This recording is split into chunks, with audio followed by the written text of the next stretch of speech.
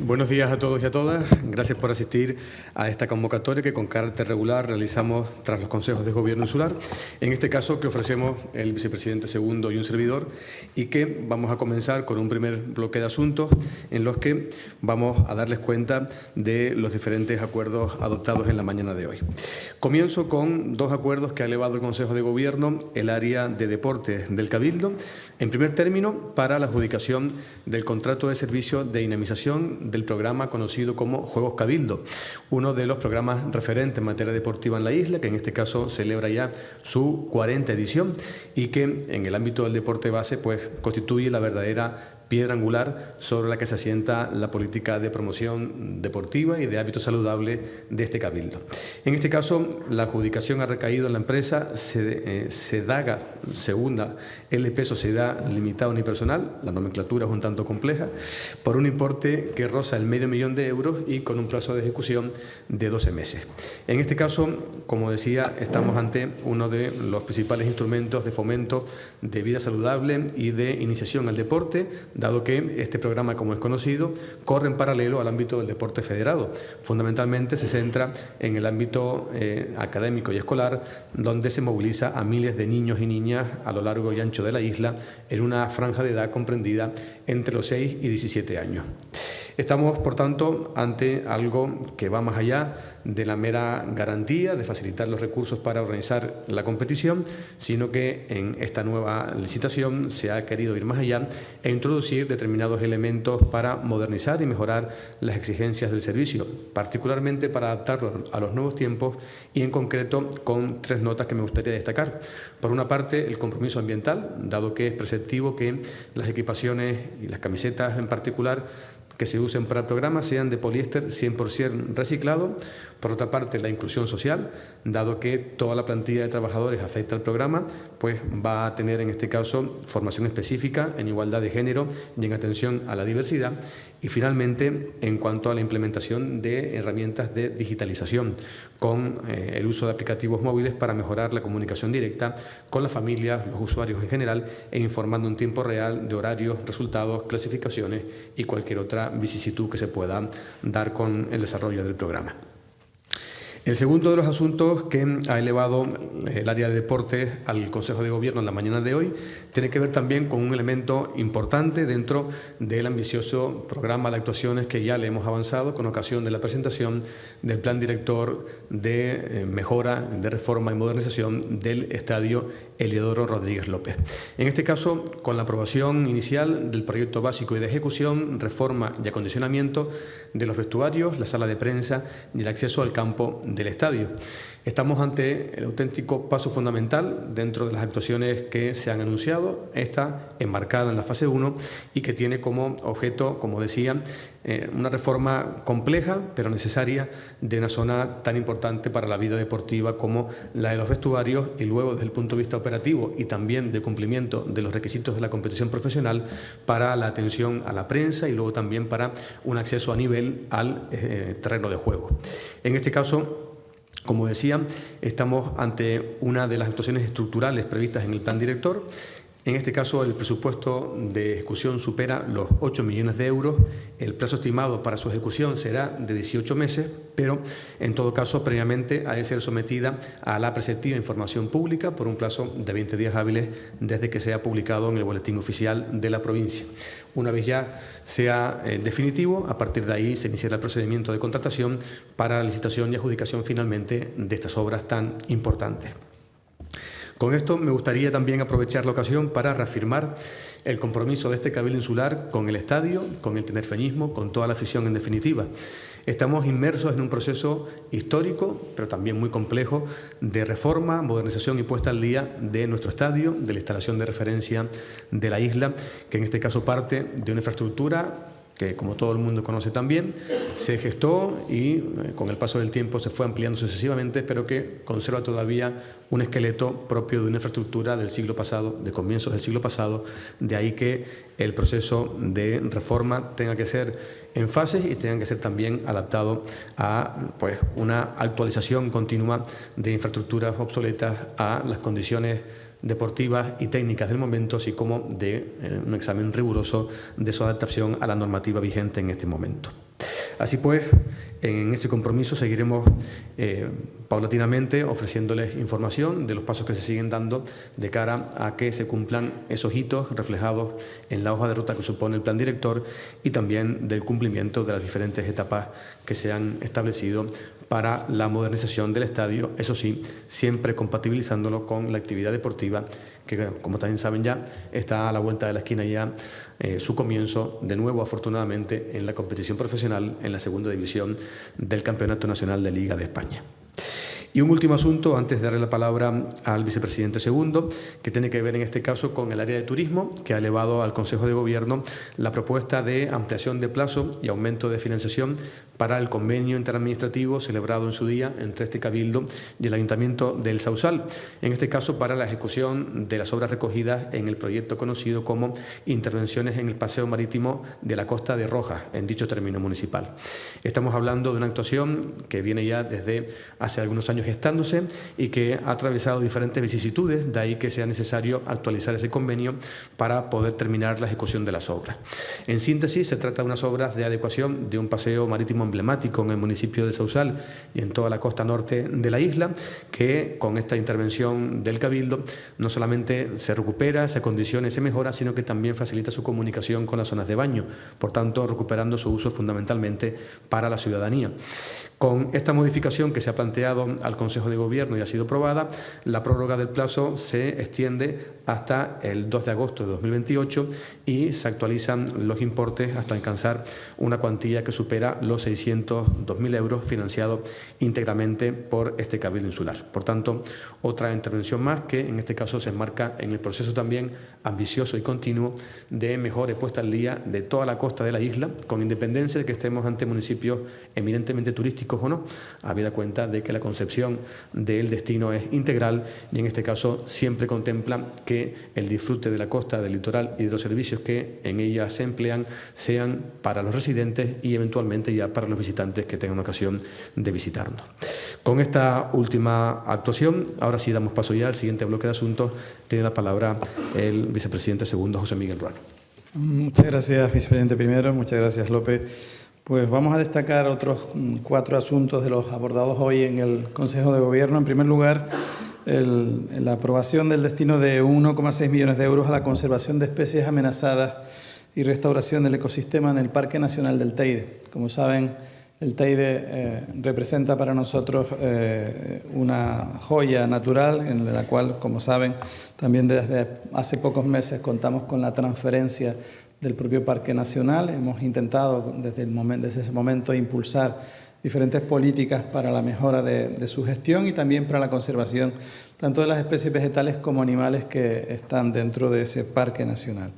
Destinamos, como digo, esos 1,6 millones durante 2 años y 5 meses para 23 medidas que la Consejería de Medio Natural ha clasificado en 4 bloques: la conservación de flora amenazada, la mejora del Jardín Botánico Wilfredo Wilpret, que está en la parte del Portillo Bajo, también el seguimiento ecológico completo del ecosistema y la restauración de determinados hábitats de cumbre.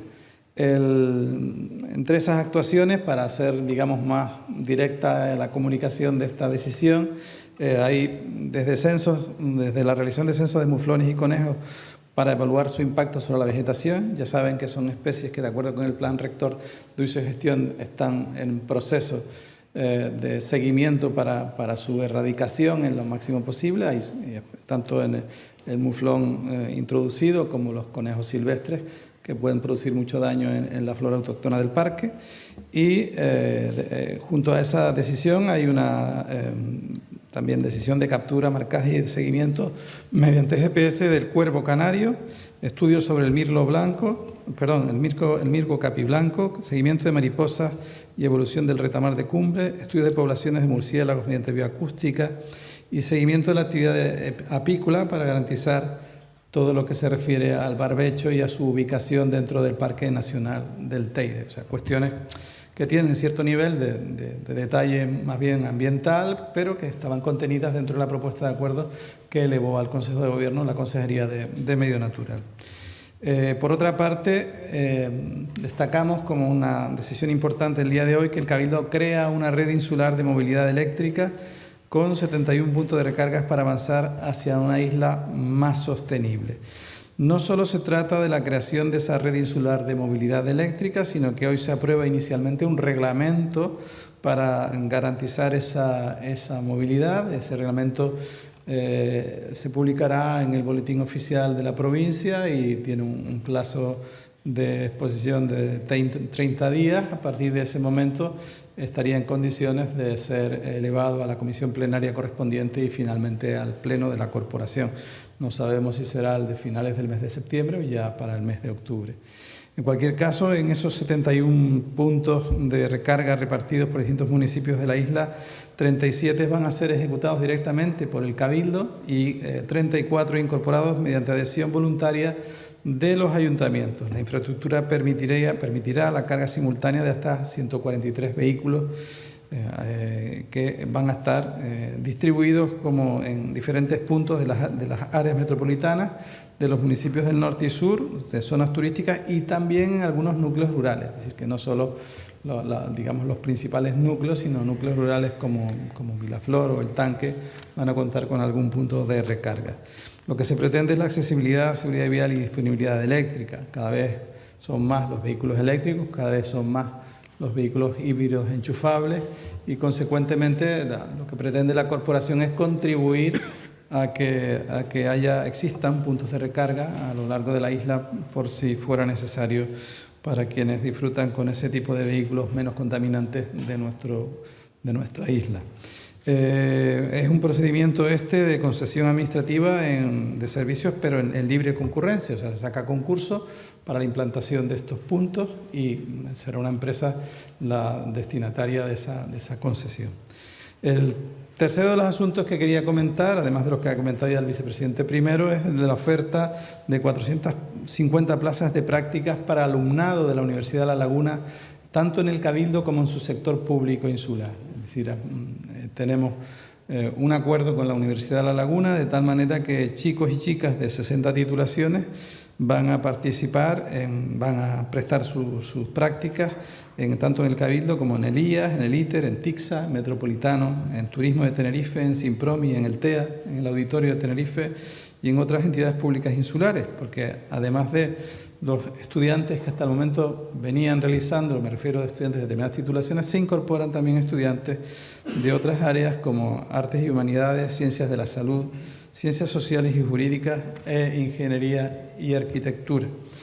Es un complemento necesario a la formación universitaria. No son los programas de contratación que tenemos para los nuevos titulados, no es el programa Nuevas Oportunidades de Empleo, se trata simplemente de la colaboración con la universidad para que los estudiantes presten prácticas en la corporación y en todo su sector público. Bien, otro de los asuntos, importante asunto, es que el Cabildo va a destinar 12,4 millones de euros a reparar los daños ocasionados por la borrasca Terese en 29 puntos de la red viaria de Tenerife. No se trata de la convocatoria realizada por el Gobierno de España para colaborar con ayuntamientos en la reparación de cuestiones de infraestructura municipal, se trata de la inversión del propio Cabildo en la red viaria insular, en los daños producidos en la red viaria insular por la borrasca Terese. De esos daños, quizás el punto más importante se produce en la carretera del PRI, en Tacoronte, en la carretera 165. Para esa inversión se prevén 1,4 millones de euros y la previsión es empezar justamente ahora, dentro de unos días, en el mes de agosto. La actuación o las actuaciones todas por un importe de 12,4 millones permitirán recuperar la seguridad y funcionalidad de las carreteras afectadas. Además de esa del PRIS que he citado, en Tacoronte también se van a acometer reparaciones en diferentes carreteras de La Orotava, del Puerto de la Cruz, de Los Realejos, de La Laguna, de Garachico, de Los Silos, del Tanque y otras también en Tacoronte, además de la del PRIS. Estos son los acuerdos más importantes junto con los relatados por el vicepresidente primero. Y a disposición. Quedamos ya, por tanto, los dos a disposición de cualquier pregunta que nos quieran formular. Siempre que las hubiese.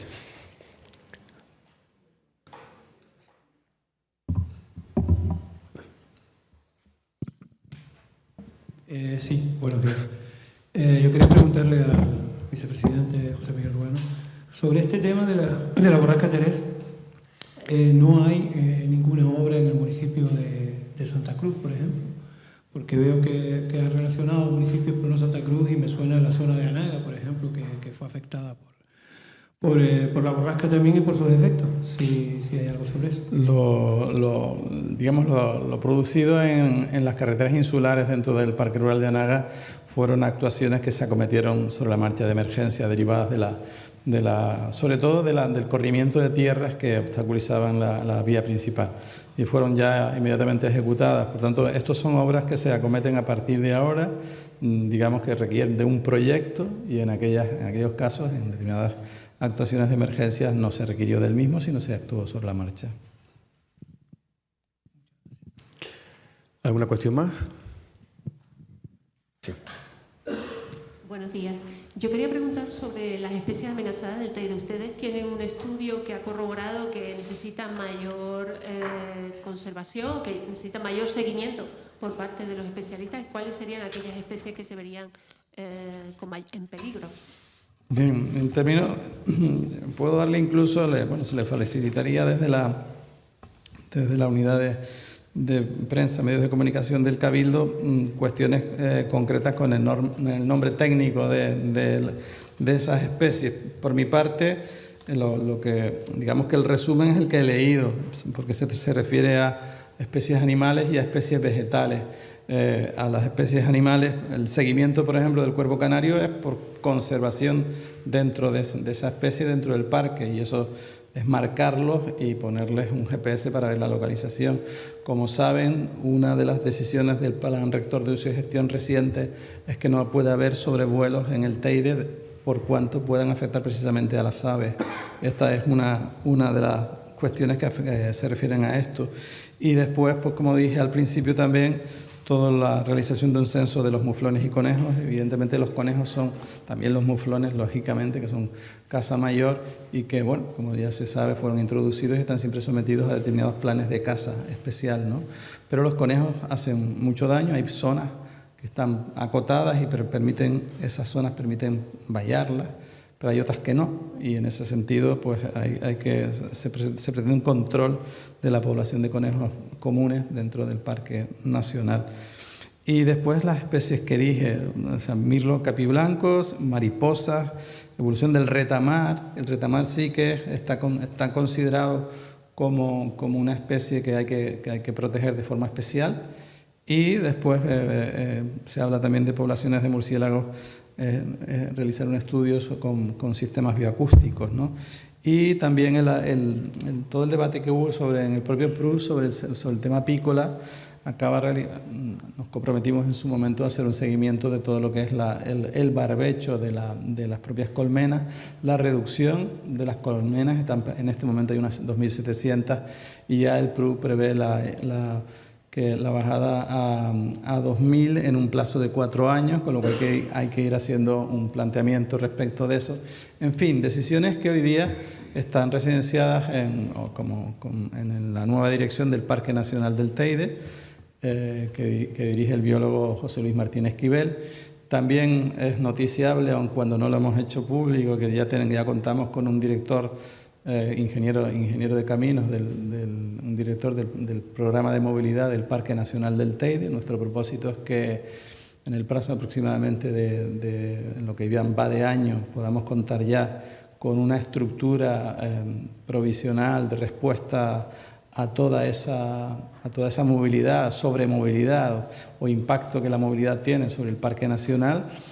Algunas cosas se están consiguiendo ya, básicamente con la llegada de los nuevos agentes de medio ambiente y con la contratación de la Guardia Rural como complemento de esos agentes, pero digamos que las grandes decisiones vendrán a fin de año cuando contemos además con las nuevas guaguas. Vienen guaguas híbridas hidroeléctricas, guaguas híbridas y eléctricas, muchas de las cuales van a estar destinadas al proceso de tránsito interno dentro del Parque Nacional. Es decir, digamos que estamos completando un conjunto de medidas que habíamos previsto desde el mismo momento que apoyamos la decisión del Gobierno de Canarias de aprobar el Plan Rector de Uso y Gestión y que a su vez el Gobierno aprueba el decreto de transferencias del Parque Nacional en favor del Cabildo Insular. un conjunto de medidas que serán notorias, es decir, que ese espacio singular, ¿no?, patrimonio no solo de Tenerife, sino de la humanidad, tenga la mejor conservación posible. ¿Alguna pregunta o cuestión más? Muy bien, muchas gracias a todos. Buen día. Muchas gracias.